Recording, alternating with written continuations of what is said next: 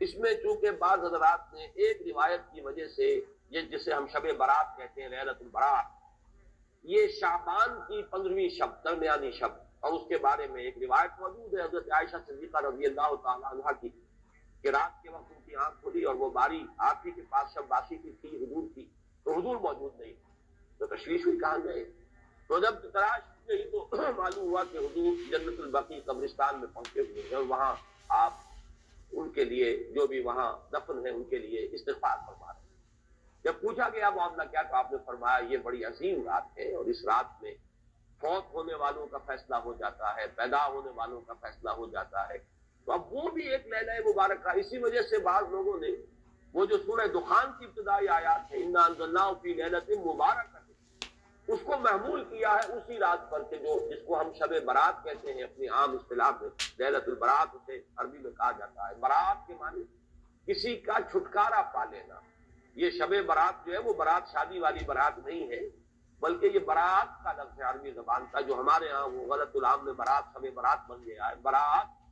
برات من اللہ ورسولہ، جو سورہ برات کا پہلا لفظ ہے کہ چھٹکارا پانا، کہ وہ رات بھی ایسی ہے کہ اس میں انسان استغفار کرے اور اللہ تعالیٰ سے اپنے گناہوں کی معافی مانگے تو اپنے آپ کو جہنم سے چھٹکارا دلا سکتا ہے، وہ شب برات۔ اس اعتبار سے کچھ لوگوں نے گمان کیا کہ شاید لیلۃ القدر اور لیلہ مبارکہ اس حدیث کی روح سے وہی شب ہے، وہ ظاہر بات ہے کہ خارج از رمضان مبارک ہے، اور یہ کہ اس کے علاوہ بھی بعض آراء ہیں، لیکن یہ آراء جو ہے شاذ کے درجے میں۔ میں یہ کہہ سکتا ہوں کہ تقریباً اجماع ہے اس پر کہ یہ رات رمضان مبارک ہی کی ایک رات ہے۔ اس کی دلیل ایک تو یہ کہ القرآن یفسر بعضہ بعضا کے اصول کے مطابق قرآن مجید کے اندر سورہ بقرہ میں یہ واضح کر دیا گیا شہر رمضان الذی انزل فیہ القرآن، رمضان مبارک کا مہینہ وہ ہے کہ جس میں قرآن نازل کیا گیا، اور یہاں فرمایا انا انزلناہ فی لیلۃ القدر، ہم نے اس کو اتارا ہے لیلۃ القدر میں۔ ان دونوں کو جوڑیے تو اس کا ایک لا محالہ جو ایک انیویٹیبل رزلٹ نکلتا ہے وہ یہی ہے کہ یہ لیلۃ القدر رمضان مبارک ہے۔ دوسری اس کی تائید ہوتی ہے وہ مشہور حدیث جس کو الحمدللہ کہ ہم نے بہت عام کیا ہے، رمضان مبارک کی آمد سے قبل کوشش ہوتی ہے ہر سال جو ہے اس کی یاد دہانی کرا دی جائے۔ ایک طویل خطبہ جو حضور نے دیا تھا، خطبنا رسول اللہ صلی اللہ علیہ وسلم فی آخر یوم من شعبان، یہ حضرت سلمان فارسی رضی اللہ تعالیٰ عنہ سے مروی ہے کہ حضور نے شعبان کے آخری دن ہمیں خطبہ ارشاد فرمایا، یا ایھا الناس قد اظلکم شہر عظیم شہر مبارک شہر فیہ لیلۃ خیر من الف شہر، لوگوں آگاہ ہو جاؤ، تم پر ایک بہت مبارک مہینے نے، بڑی عظمت والے مہینے نے سایہ کر دیا ہے، سایہ فگن ہو گیا ہے تم پر ایک مہینہ جو بڑی عظمت والا ہے، شہر عظیم جو بڑی برکت والا ہے، شہر مبارک، اور تیسرا جملہ اس میں یہی ہے شہر فیہ لیلۃ خیر من الف شہر، وہ مہینہ کہ جس میں ایک رات وہ بھی ہے کہ جو 1000 مہینوں سے افضل۔ ان دونوں چیزوں کے حوالے سے تقریباً دلائل بھی موجود ہیں، اور ویسے یہ کہ جیسا کہ میں عرض کر چکا ہوں اجماع ہے کہ یہ رمضان مبارک کی ایک شب ہے، لیکن رمضان مبارک کی کون سی شب ہے اس پر بعض مفسرین نے تو لکھا ہے کہ 40 قول ہیں۔ چنانچہ صاحب تفسیر مظہری قاضی ثناء اللہ پانی پتی نے، میں نے وہ تفصیل تو نہیں پڑھی کہ 40 قول نقل، لیکن امام راضی نے جو 9 قول نقل کیے ہیں وہ میں تیزی کے ساتھ آپ کو سنا دیتا ہوں۔ ابن رزین رحمہ اللہ کا قول یہ ہے کہ رمضان کی پہلی شب ہے۔ حضرت حسن بصری رحمۃ اللہ علیہ، یہ ہے تابعین میں سے، اس لیے میں رضی اللہ عنہ نہیں کہہ رہا، رحمۃ اللہ علیہ، حضرت حسن بصری رحمۃ اللہ علیہ کی رائے ہے کہ یہ 17ویں شب ہے، یعنی وہ شب کہ پھر جس کے اگلے دن جو ہے وہ غزوہ بدر ہوا ہے، یوم الفرقان۔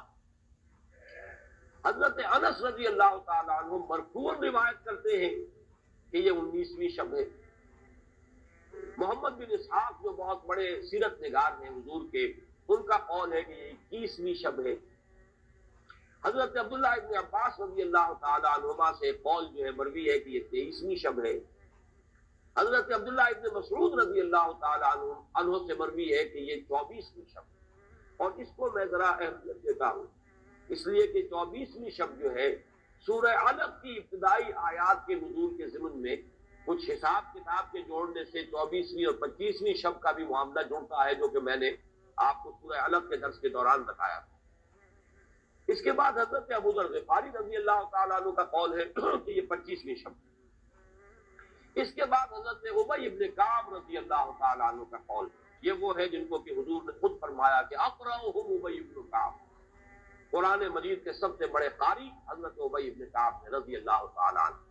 اور ان کے بھی سینے پر آپ نے تھپکی دی تھی۔ ایک سوال کیا آپ نے کہ سب سے عظیم سورت کون سی ہے،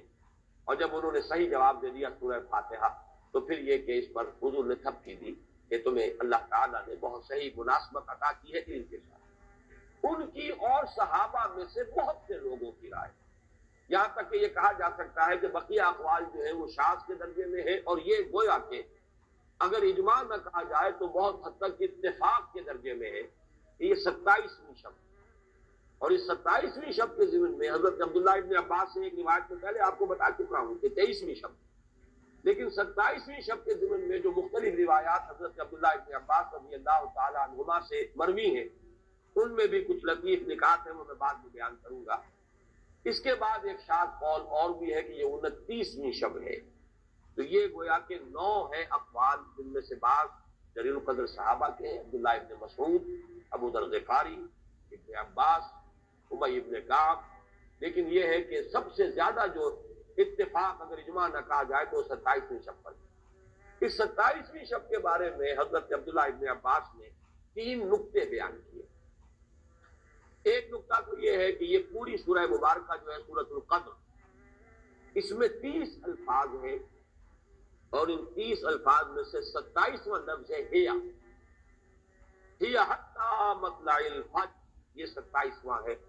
اس کے اعتبار سے گویا کہ انہوں نے ایک ربط قائم کیا ہے کہ یہ 27ویں شب۔ ایک بات انہوں نے یہ کہی ہے کہ اللہ تعالیٰ کو وطر محبوب ہے،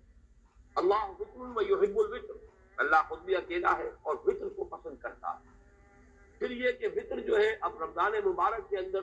اگر وہ وطر شمار کیے جائیں گے تو وہ تو 14-15 وطر بن جائیں گے، لیکن اس میں چونکہ آخری عشرے کے بارے میں بہت سی روایات جو ہے ان کا تقریباً اجماع ہو جاتا ہے کہ آخری عشرے میں، تو آخری عشرے میں بھی 5 وطر آئیں گے، 21ویں، 23ویں، 25ویں، 27ویں، 29ویں۔ لیکن حضرت عبداللہ ابن عباس کہتے ہیں کہ 7 کا حصہ اللہ تعالیٰ کو بہت پسند ہے، اور بہت سی چیزیں جو ہیں عالم تکوینی میں بھی اور عالم تشریعی میں بھی بہت سی چیزیں وہ ہیں کہ جو 7 کے حصے کے ساتھ وابستہ ہیں۔ 7 آسمان ہیں، 7 زمینیں ہیں، ہفتے کے 7 دن ہیں، طواف کے 7 شوط ہیں، سعی بین صفا والمروہ وہ بھی 7 مرتبہ ہے، ادھر سے ادھر، ادھر سے ادھر 7۔ اسی طریقے سے سجدے کے اعضاء بھی 7 ہیں،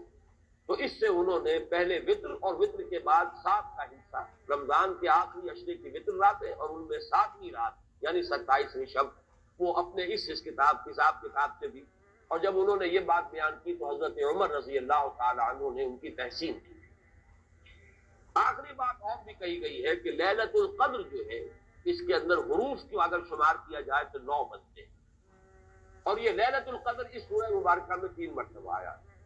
انا انزلناه فی لیلۃ القدر وما ادراک ما لیلۃ القدر لیلۃ القدر خیر من الف شہر، اس اعتبار سے بھی 3 کو ضرب دی جائے 9 سے تو وہ بھی 27 کا عدد بنتا ہے۔ بہرحال یہ میں نے جیسے کہ عرض کیا تھا کہ ان کا کوئی تعلق نہ صرف سے ہے، نہ نحو سے ہے، نہ روایات سے، لیکن بہرحال حضرت عبداللہ ابن عباس کا ایک ذوق ہے، اس کو آپ ذوقی باتیں بھی کہہ سکتے ہیں، لیکن یہ کہ حضرت عبداللہ ابن عباس کی ذوقی بات ہے، لہذا اس کا کم سے کم تذکرہ ہو جانا چاہیے۔ ایک بحث یہ ہے کہ آہیا باقیۃ ام لا، کیا یہ رات جو اس کی عظمت تھی یہ باقی ہے، یا صرف وہی رات جو تھی جس میں کہ قرآن مجید نازل کیا گیا وہی عظمت کی حامل تھی؟ انا انزلناہ فی لیلۃ القدر، یا یہ کہ اب بھی ہر سال یہ رات آ رہی ہے تو اسی عظمت کی حامل ہے، اسی قدر و منزلت کی، اسی برکت کی حامل ہے؟ اس پر بھی تقریباً ایک اجماع ہے کہ یہ لیلۃ القدر باقی ہے، ہر سال آتی ہے۔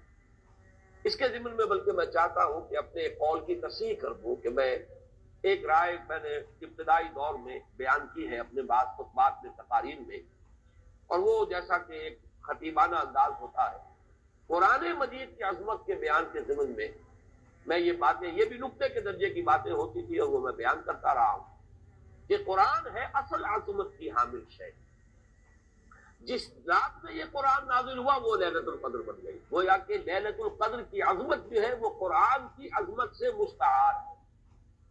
جس مہینے میں یہ نازل ہوا وہ مذہب جو ہے، وہ مہینہ جو ہے مبارک ہو گیا، شہر المبارک، اور وہ مہینہ جو ہے وہ روزے کی عظیم عبادت کے لیے مختص کر دیا گیا. اسی طریقے سے جو دن اس کی تعلیم کے لیے خاص کیا گیا، جو جمعے کا دن جو ہے وہ در حقیقت تعلیم قرآن کے لیے، یتلو علیہم آیاتہ ویزکیہم ویعلمہم الکتاب والحکمہ، جو حضور کا عمل تھا اسی کو دوام عطا کیا گیا ہے خطبہ جمعہ کی صورت میں. وہ دن جو ہے وہ سید الایام بن گیا کہ ہفتے کے دنوں میں وہ سردار دن ہے. جمعے کا دن جو ہے وہ سردار ہے تمام دنوں میں. یہ بات اپنی جگہ پر صحیح ہے جہاں تک اصولی اعتبار سے، لیکن میں اس میں جو تصحیح کر رہا ہوں جزوی طور پہ وہ یہ ہے کہ لیلۃ القدر کی عظمت جو ہے وہ خود اپنی جگہ پر ہے، فی نفسہا ہے، اپنے ہی مقام پر ہے، اپنی جگہ ہے، بجائے خود، جسے کہتے ہیں فارسی میں بجائے خود عظمت کی حامل. اور اس کی عظمت کا مقام یہ بھی ہے کہ اس میں فیہا یفرق کل امر حکیم، تمام معاملات جو ہے اللہ کے فیصلے جو ہیں ان کو ایشو کر دیا جاتا ہے، وہ گویا کہ حوالے کر دیے جاتے ہیں، وہ فیصلے صادر ہو جاتے ہیں اللہ تعالیٰ کی جناب سے. تو یہ اس کی عظمت قدیم. قرآن کا نزول اس کے ساتھ شامل کیا گیا ہے کہ اس عظیم رات کا انتخاب کیا گیا ہے قرآن کے نزول کے. یہ میں چاہتا تھا کہ اپنے ان سابقہ بیانات کے ضمن میں یہ تصحیح جو ہے میں آپ کو نوٹ کرا دوں. دوسرے یہ کہ آیا اس کے ساتھ اس کا دن بھی اس عظمت میں شامل ہے یا نہیں. اس میں بھی اکثر مفسرین کا جواب یہ ہے کہ دن شامل ہے، اس لیے کہ قرآن مجید کا حساب کتاب، عرب کی تقویم، اس میں رات بول کر بھی دن رات مراد لیتے تھے اور یوم بول کر بھی دن رات مراد لیتے تھے. یوم بھی 24 گھنٹے کے مجموعے کا نام ہے، اور جب رات کا تذکرہ آتا ہے تو رات بھی در حقیقت دن اور رات کے 24 گھنٹوں پر اس کا جو ہے اطلاق کیا جاتا ہے. جو دن آتا ہے رات کے بعد وہ اس رات کے تابع. اس اعتبار سے یہ عظمت جو ہے صرف شب کے ساتھ نہیں ہے، بلکہ یہ کہ اس کے بعد آنے والا دن جو ہے وہ بھی اس عظمت کا حامل ہے. احادیث مبارکہ کی روشنی میں شب برات کی کیا اہمیت ہے؟ کیا اس رات کی عبادت ٹھیک ہے؟ شب برات کا روزہ رکھا جاتا ہے، اس کی صحیح حیثیت کیا ہے؟ شب کا روزہ تو کبھی ہوتا ہی نہیں. یہ آپ نے شب برات کا روزہ کیسے لکھ لیا؟ شب رات کو کہتے ہیں نا. شب برات جو ہے اس کو کہا گیا ہے اس لیے کہ ان کا خیال ہے کہ اس رات میں اللہ تعالیٰ بہت سے لوگوں کو اس کا کو بخشتا ہے. برات، اللہ تعالیٰ جہنم سے ان کو رستگاری عطا فرماتا ہے. اس کے ضمن میں جو صحیح احادیث ہے صرف ایک ہے، اور وہ یہ ہے کہ حضرت عائشہ صدیقہ رضی اللہ تعالیٰ عنہ بیان کرتی ہے کہ ایک روز حضور کی میرے ہاں شب باشی کی باری تھی، لیکن میری رات کو آنکھ کھلی تو حضور نہیں تھے موجود. تو مجھے تشویش ہوئی کہ آپ کہاں گئے؟ تو میں ڈھونڈتی ہوئی وہ یا کسی اور کو آپ نے بھیجا، بہرحال مجھے پوری تفصیل یاد نہیں ہے. تو معلوم ہوا کہ آپ جنت البقیع میں گئے ہوئے ہیں اور وہاں پر استغفار کر رہے ہیں اللہ سے، اور تمام جو بھی وہاں پر مردے دفن ہیں ان کے لیے مغفرت کی دعا کر رہے ہیں. بس یہ ثابت ہے. باقی اب اس میں جو ہے ہندوؤں سے ہم نے مانگ لی دیوالی، تو دیوالی جو ہے وہ روشنی کی جا رہی ہے اور بتیاں جلائی جا رہی ہیں. تو مختلف لوگوں سے ہم نے بورو کی ہیں چیزیں، جیسے عید میلاد النبی ہے وہ ہم نے کرسچن سے بورو کر لی، یا شیعوں کے تعزیوں کا توڑ کرنے کے لیے ہم نے بات بنا لی. اب اس میں جو ہے روشنیاں کی جا رہی ہیں، یہ دیوالی کا گویا کہ ہم نے توڑ فراہم کیا ہے یا اس کی نقل ہم کر رہے ہیں. یہ چیزیں نہیں. البتہ نماز رات کی عبادت تو ہر رات میں بہت اعلیٰ ہے. چلیے اگر اور دنوں میں نہیں ہوتا اس رات کو آپ کو، کیونکہ حضور نے بھی استغفار کیا خاص طور پر جا کر جنت البقیع میں، تو اگر آپ بھی کریں، نماز پڑھیں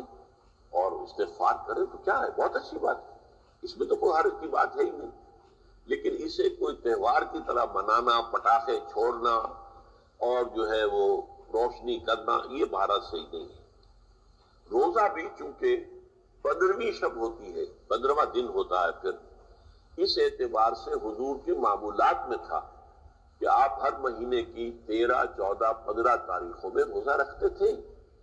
تو اگر آپ یہ نیت کر کے روزہ رکھ لیتے ہو کیا کہنے ہیں، نور علی نور ہے. اور روزہ کسی وقت بھی نفلی روزہ رکھا جائے اللہ تعالیٰ قبول فرمائے گا.